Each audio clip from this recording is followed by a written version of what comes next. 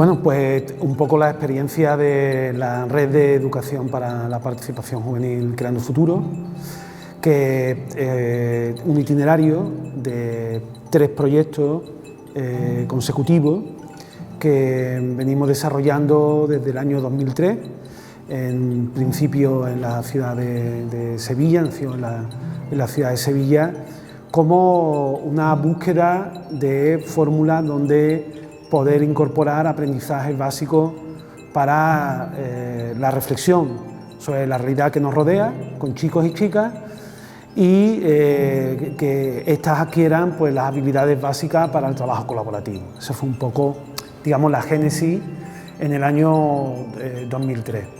A partir de entonces desarrollamos unas experiencias piloto en la provincia de Sevilla, muy cercanas a lo que son centros juveniles o centros de información juvenil, etc.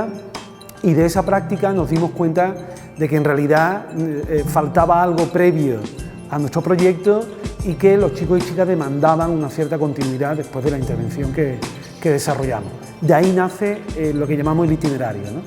El itinerario, los 3 proyectos empiezan desde los 13-14 años. El primero se llama Cantera y trabaja básicamente educación emocional y habilidades para el trabajo colaborativo. Un intento de que los chicos y chicas tengan una experiencia de cómo pasar de la idea a la acción colectiva.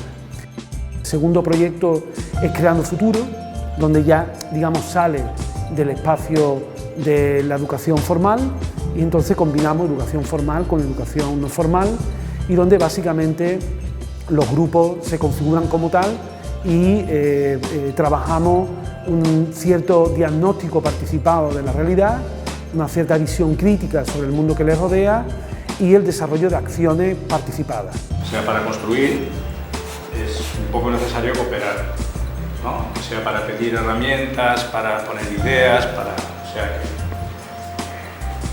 la destrucción puede ser individual, cada cual a su bola y uno contra otro para ver quién puede más y tal. Y para construir algo, ¿no? Ya sabe que hay de alguna forma que organizarse, cooperar.